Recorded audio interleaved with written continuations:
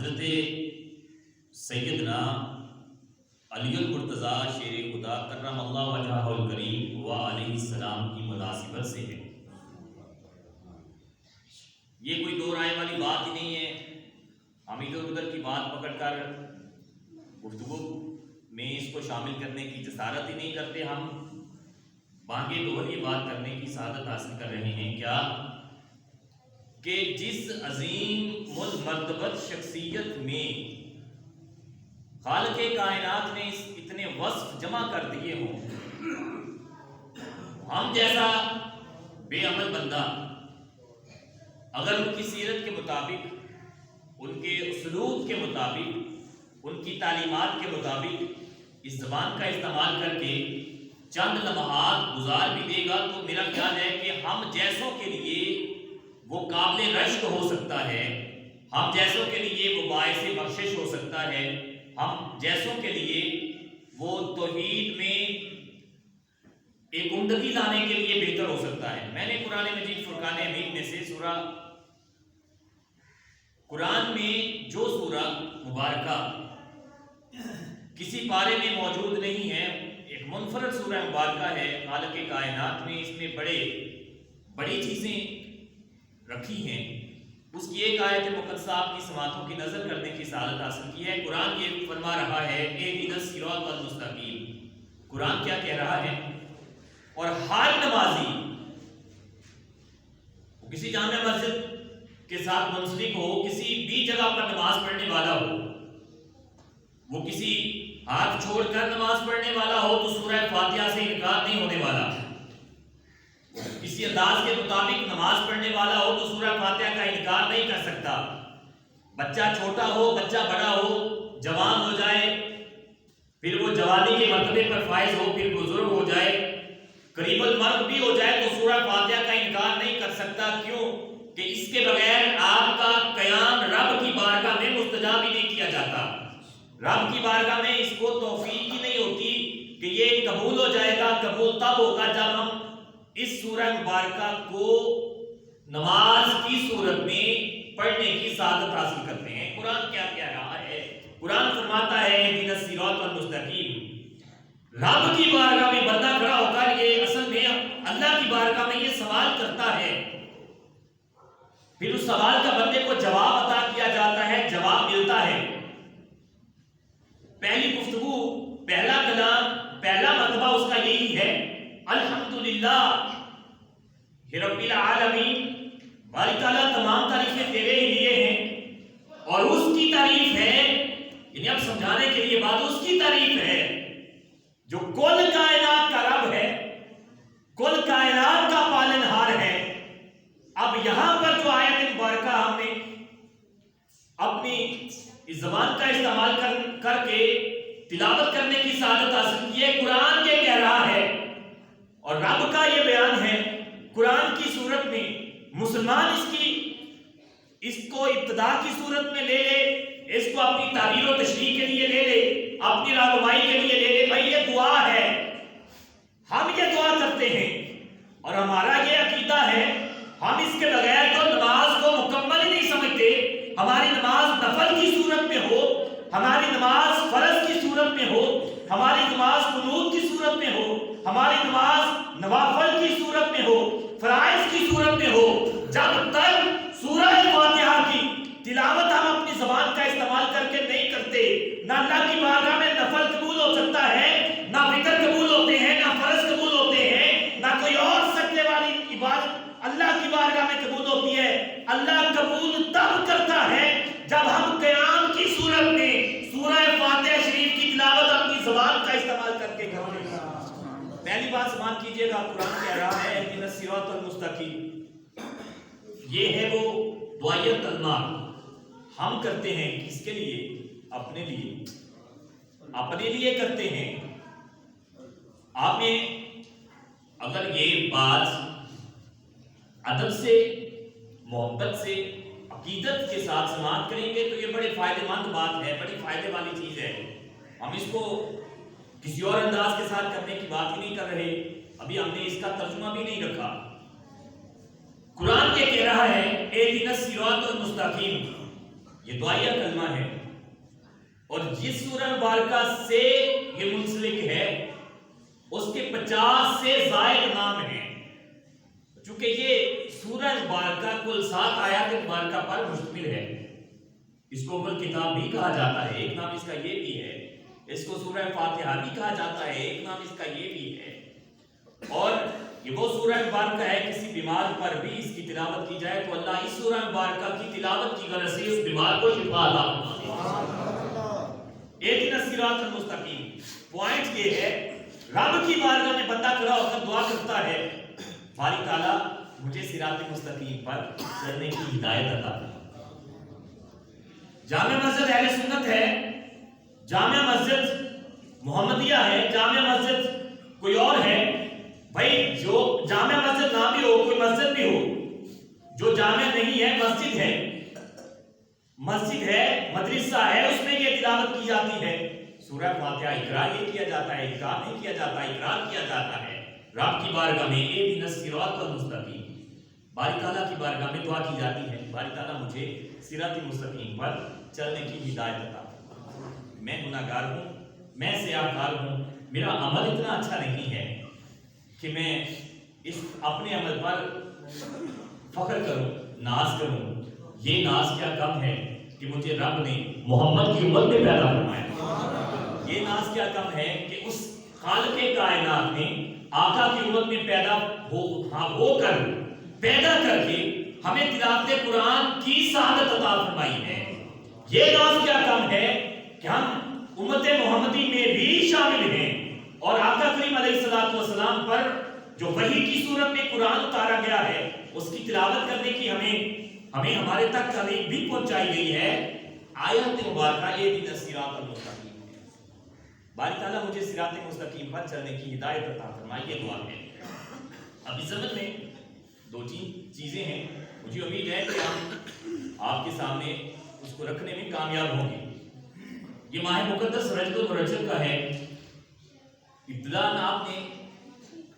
معراج کے حوالے سے گفتگو سماعت کر دی ہے، پہلا جمعہ تو مبارک اس میں گزر چکا ہے۔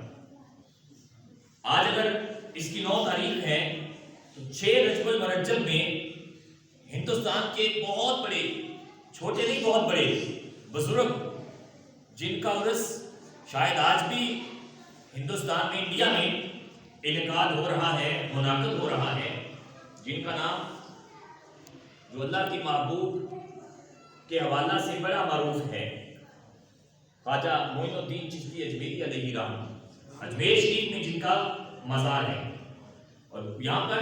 ہمارے اگر اکا دکا بزرگ جو حیات ہیں ان کو پتہ ہے، ممکن ہے کہ کسی زمانہ میں انہوں نے وہاں پر حاضری دینے کی سعادت حاصل کی ہو۔ ان کو نائب النبی فی الہند کہا جاتا ہے۔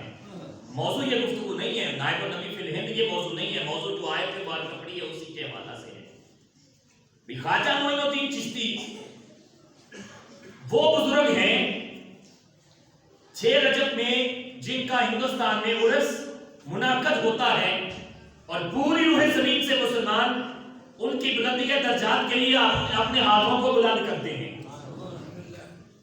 اچھا، یہ وہی خواجہ معین الدین چشتی اجمیری ہیں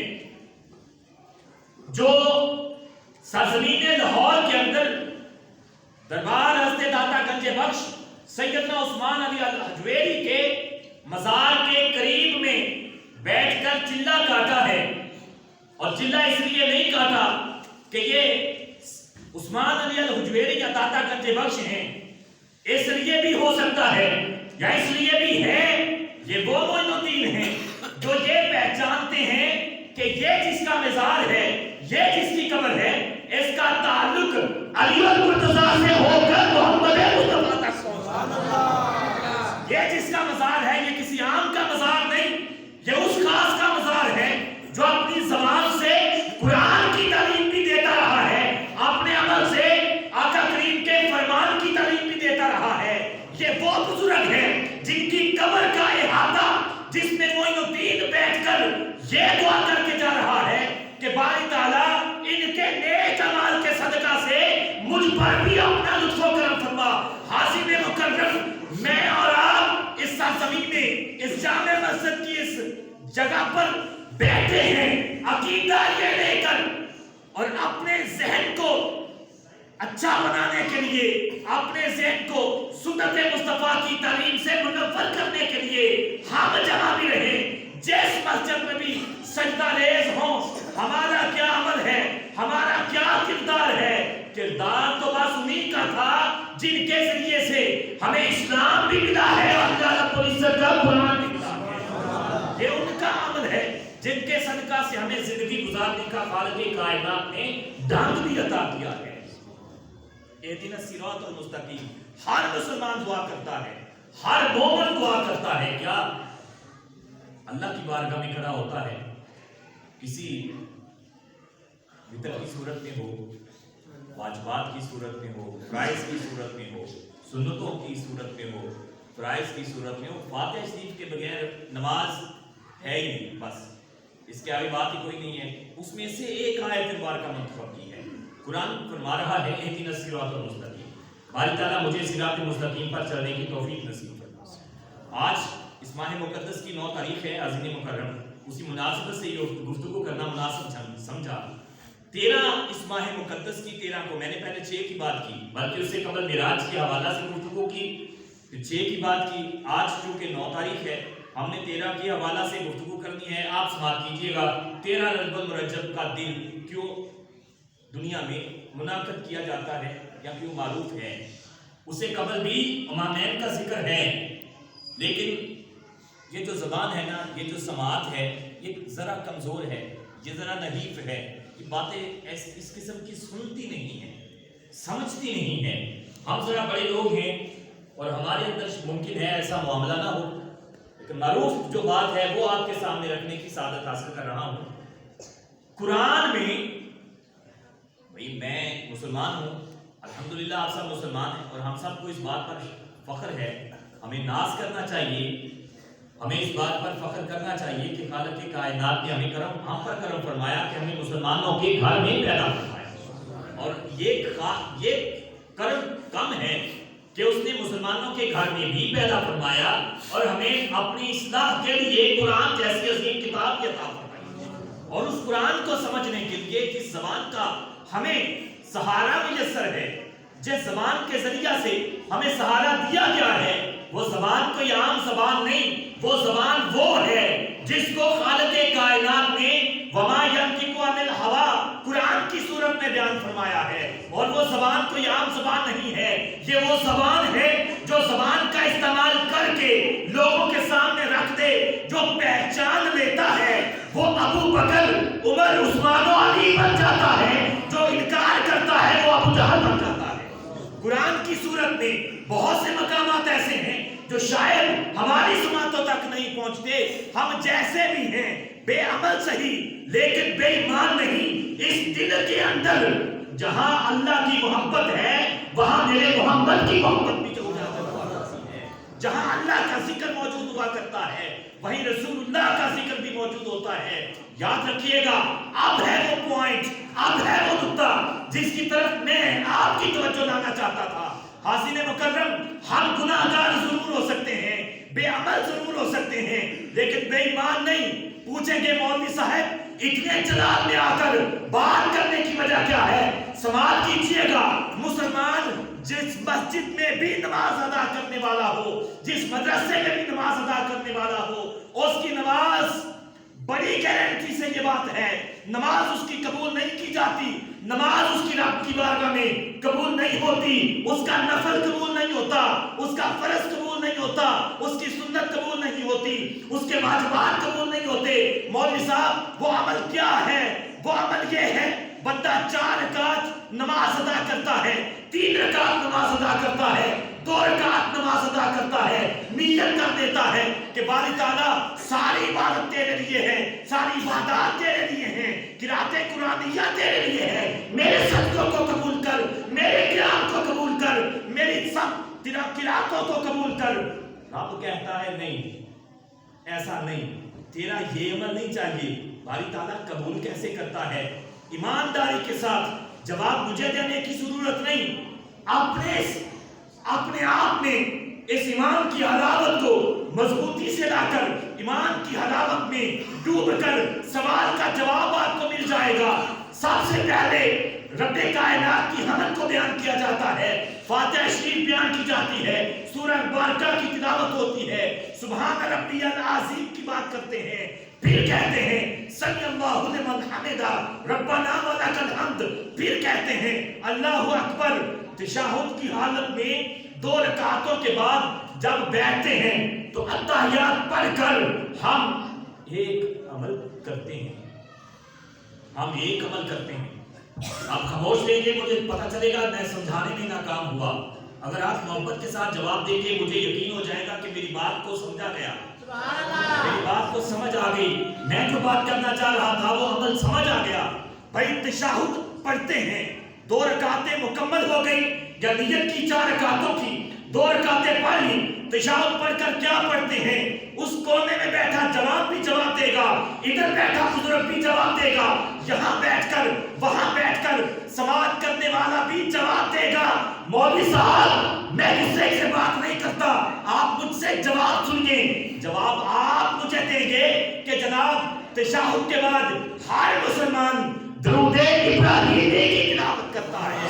وہ مسجد محمدیہ ہو، مسجد اہل سنت ہو، وہ مدرسہ رحبیہ ہو، جب تک درود ابراہیمی کی نماز کی صورت میں تلاوت نہیں کی جاتی نہ رب کی بارگاہ میں اس کا نفل قبول ہوتا ہے نہ فرض اور سنت قبول کی جاتی ہے۔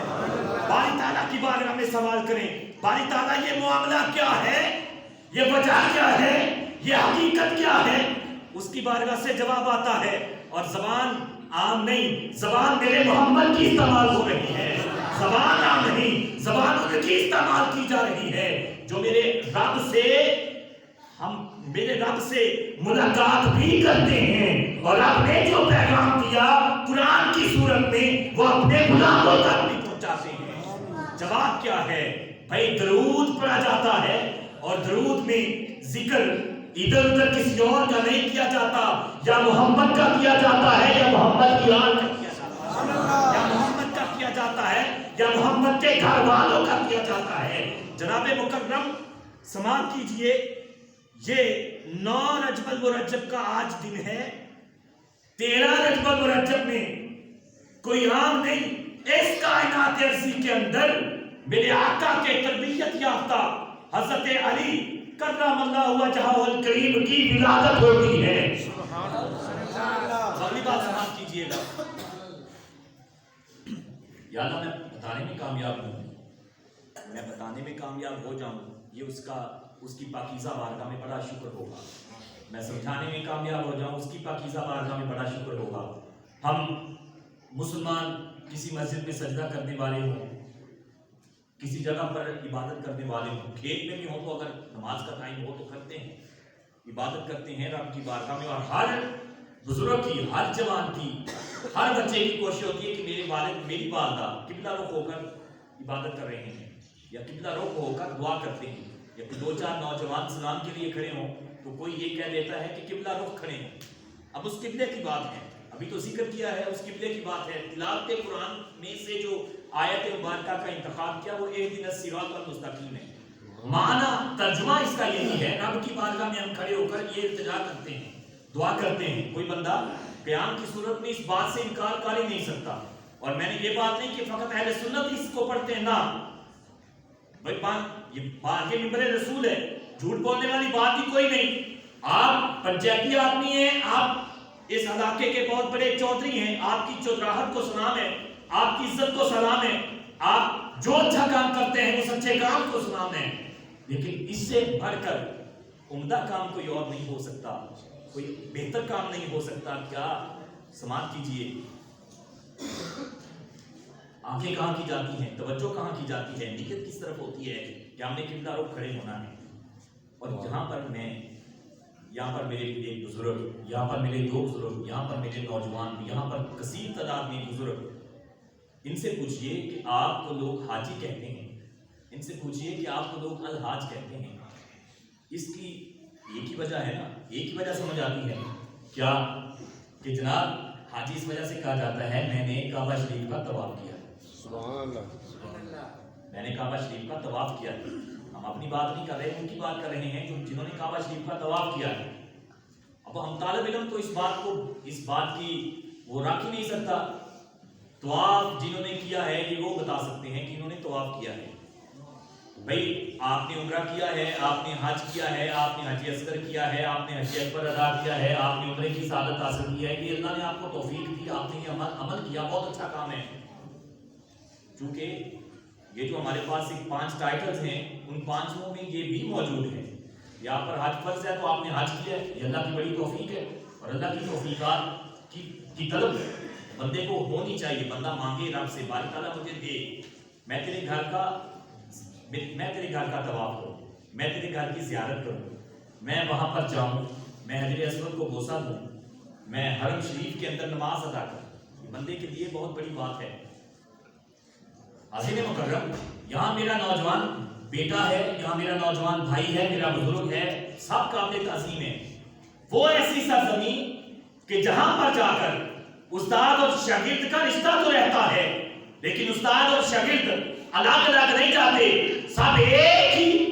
یونیفارم پہن کر، ایک ہی لباس پہن کر طواف کعبہ کرنے کی سعادت حاصل کرتے ہیں۔ کام کیا کرتے ہیں؟ ایک مقام سے شروع ہوئے، پورے 7 چکر لگائے، جس کو طواف کہا جاتا ہے۔ اب میری اپنی بات سماعت کیجئے گا، یہ میری بات نہیں کسی عاشق نے لکھی ہوگی، کسی حقیقت پسند نے لکھی ہوگی، اور کسی نے اس کو بڑی محبت کے ساتھ تحریر بھی کیا ہے، لکھا بھی ہے۔ یہ منبر رسول ہے۔ کعبہ شریف کی دیوار میں آج بھی درار موجود ہے، پنجابی سے کہہ لو کہ آج بھی ہوتے ٹیڑھ موجود ہے، اور جو اوپر کپڑا جس کو غلاف کعبہ کہا جاتا ہے، اس کے اوپر ڈالا جاتا ہے، ہر سال اس کو تبدیل کیا جاتا ہے۔ اور آج سے 1930 سے قبل وہاں کا جو بادشاہ تھا، اور اس وقت یاد رکھیے گا اس عرب کا نام سعودی عرب نہیں تھا، یہ فقط عرب تھا۔ یہ یاد رہے، 1930 سے قبل وہ جو ابھی 100 سالہ معاہدہ پورا نہیں ہوا، اس سے قبل اس عرب کا نام صرف عرب تھا، سعودی عرب نہیں تھا۔ ایک معاہدے کے وجہ سے آج یہ عرب نہیں سعودی عرب ہے، اس وقت یہ فقط عرب تھا۔ وہاں پر انہوں نے جو اس کے متولی کی صورت میں زندہ تھے، بڑے بڑے انجینئر منگوائے، آج بھی منگوائے جا رہے ہیں۔ یار اے جڑی دیوار اچ تیڑ ہے نا، اے جڑی دیوار اچ تیڑ ہے، اے جڑی کند کعبے دی کند ہے، اے جڑی تیڑ پئی ہوئی ہے نا، یار اینو کسے طریقے نال نہ ملانا ہے، تاکہ لوگاں نوں طواف کرنے والے نوں، عمرہ یا حج کرنے والے نوں یہ درار نظر نہ آئے۔ ہاتھ باندھ کر سماعت کیجئے گا اور محبت کے ساتھ سماعت کیجئے گا۔ بھئی پوری دنیا میں کوئی انجینئر ایسا نہیں جو اس درار کو ختم کر دے۔ سب نے کوشش کی، سب نے کہا اے بادشاہ عرب، ہم آپ سے التجا کرتے ہیں، یہ کام ہم نہیں کر سکتے، یہ کوئی اور ہی کر سکتا ہے۔ بھئی یہ کام ہوا کیسے؟ تاریخ اٹھائی گئی، حدیث اٹھائی گئی، ایک ہی بات پتہ چلی، یہ دیوار کی اہمیت کوئی عام نہ تھی، دیوار کی اہمیت بڑی زیادہ تھی۔ ارے علی کی والدہ جن کا نام فاطمہ تھا، بچے کی پیدائش کی درد کی صورت میں کعبے کی دیوار کے قریب چلی گئی، کعبے کی دیوار پھٹ گئی، فاطمہ اندر چلی گئی۔ ارے اندر جو پیدا ہوتا ہے اس کو علی اور مرتضیٰ کہا جاتا ہے۔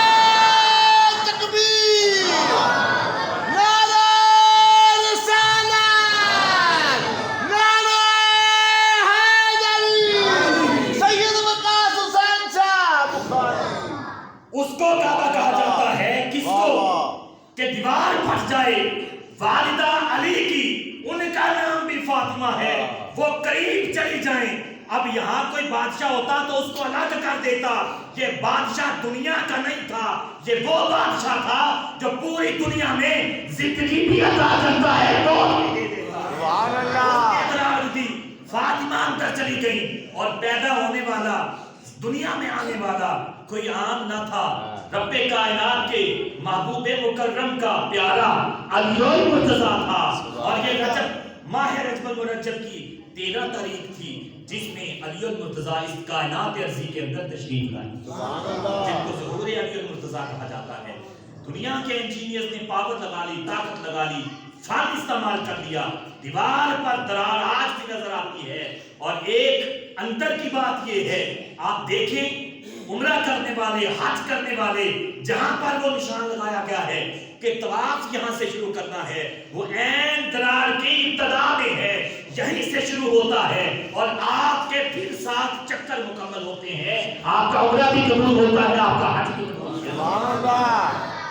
یہ حقیقت ہے، اور اس حقیقت کو لوگ کہتے ہیں کہ یہ پتہ نہیں کس قسم کی بات ہے، یہ کسی قسم کی بات نہیں ہے۔ ہم نے تو یہ بات لا الہ الا اللہ محمد رسول اللہ سے سیکھی، ہم نے یہ کسی اور سے نہیں پڑھا، ہم نے کسی اور سے نہیں سیکھا، ہمیں تو یہ بات اللہ کی توحید سے پتہ چلی ہے، رسول اللہ کی رسالت محمدی صلی اللہ علیہ وآلہ وسلم سے پتہ چلی ہے۔ قرآن یہ کہہ رہا ہے اہدنا الصراط المستقیم، باری تعالیٰ ہمیں صراط مستقیم پر چلنے کی توفیق عطا فرمائے۔ واقعہ میں نے پہلے بھی آپ کے سامنے رکھا ہے، آپ اس کو سماعت کر لیجئے۔ جمعہ المبارک کی اس حج کا وقت اختتام پذیر ہو رہا ہے۔ دلیل یہ ہے اہدنا الصراط المستقیم، ابھی ہم نے کوئی بات کی نہیں، ابھی ہم نے یہ بات نہیں کی کہ ہجرت مدینہ کی رات میں، یہ بڑی مشہور بات ہے نا، بڑے بڑے خطبہ اس بات کو بیان کر رہے ہیں، لیکن میں وہ بات نہیں کر رہا، بڑے بڑے خطبہ بیان کرتے ہیں۔ اچھا وہ جو حرم ہے، اس حرم پاک کے یعنی مکہ المکرمہ کے 1 2 3 4 5 6 7 دروازے نہیں، اس حرم پاک کے 100 سے زائد دروازے ہیں، شاید اور بھی تعمیر ہو چکے ہوں۔ اس کا ایک دروازہ ہے جس کا نمبر ہے 14واں، ایک دروازہ ہے جس کا نمبر ہے 14واں۔ اس 14ویں نمبر کے بالکل سامنے ایک مقام ہے، اور جو حرم میں طواف کرتے دوران یا وہاں پر نماز ادا کرتے دوران یا مسجد میں آنے والوں کا کوئی چیز گم ہو جائے، کوئی چیز گم ہو جائے تو اس دروازے کا نام ہے باب علی، اس دروازے کا نام ہے باب علی۔ اس دروازے پر وہ چیزیں رکھی جاتی ہیں، جیسے یہ نام ہے ایک دروازے کا جس میں سے حجاج کرام داخل ہوتے ہیں، باب عبدالعزیز بڑا مشہور دروازہ ہے، پھر ایک کا نام ہے باب فہد۔ یہ دروازہ رہتا بند ہے، کھلا نہیں ہے، بند رہتا ہے،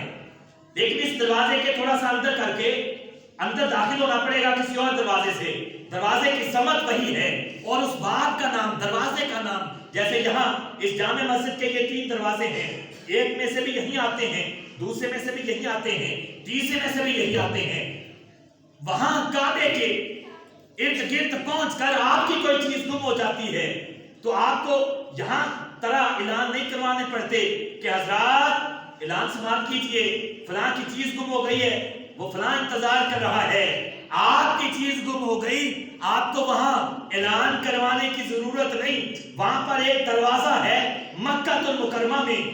مسجد الحرام میں، اس مسجد کے دروازے کا نام ہے باب علی۔ آپ کی کوئی چیز گم ہو جائے، کدھر ادھر اعلان کروانے کی ضرورت نہیں، باب علی میں چلے جائیں، آپ کی گم شدہ چیز وہیں سے دستیاب ہو جائے، وہیں سے مل جائے گی۔